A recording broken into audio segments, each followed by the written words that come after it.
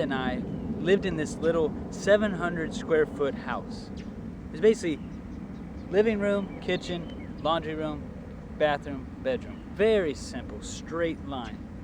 And behind this house, there was this old abandoned kerosene tank.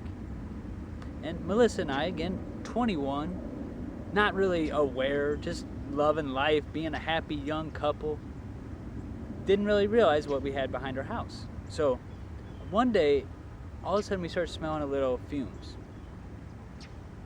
So I go around back and I notice at the bottom of this old metal tank, there's a little rust and a little drip. And that drip of kerosene was getting into the crawl space under our house. So I call the fire department and I say, please help me, I don't know what to do. And they come out and look at it. They say, you just got to get rid of the tank. No big deal. Okay, I'll do that. So in my young mind, I say, the only way I can get rid of this tank is I have to get rid of the fluid. And instead of letting it drip into my house, I think I could just drill another hole, capture it in some buckets, and then dispose of it. So I go out there, it's on a Thursday, and I drill a 1/4-inch hole in the side of this metal tank. All of a sudden, I have a gusher coming out at me, soaks me all the way down the front, just in kerosene. So I arrange a little 5-gallon bucket. That's what I was prepared for. So I put that there to try to catch what it can. I go take that shirt off just because I don't want to be covered in gas or fuel. So I come back fully dressed. That bucket's full. Okay, this thing's got to be almost empty. Hey, I need another bucket. So I set up another bucket. That one fills up. Okay, empty that trash can. I bring out a 55-gallon drum trash can, full-size yard trash can, and I'm trying to fill that. That fills up. I am way beyond my control. I don't know, I don't even have another container. So I lose it. Again, the fuel starts getting onto the ground, getting underneath the house. So I set up a hose to direct the kerosene away from the house so it goes around and it goes into this little creek. This goes on for about an hour. All of a sudden, I see the sirens. And I'm thinking, I'm behind the house, I can't see directly, but I see these red and white lights, and I'm okay, I don't know what that's all about. But anyways, I'm still sitting there, still fighting this, throwing buckets out, catching it, I don't know why. I'm just trying to redirect the fuel to the creek. All of a sudden, as I'm sitting there, crouched, 2 firemen come around the corner and are just looking at me. And this is a moment where I felt completely incapable. I knew at that moment that I did something that was the worst thing I could have done.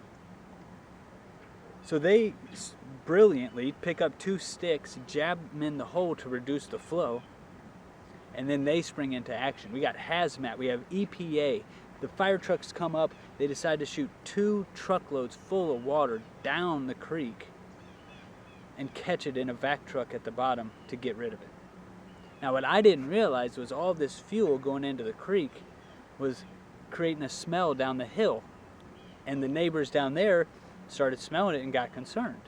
Thankfully, they called the fire department so this thing didn't turn into something worse. But I am told to leave the scene because they have it. I can't go in the house because now it's a danger zone. And I just remember that was the first time where I doubted myself.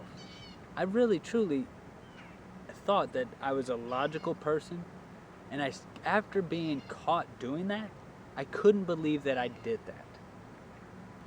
The hardest part of that was the EPA, the hazmat, and the fire chief came over to interview me. What were you thinking? Why would you do that? And I tried to answer their questions. In my 21-year-old head, I had a brain lapse. I don't know why I did it. What I did was terrible.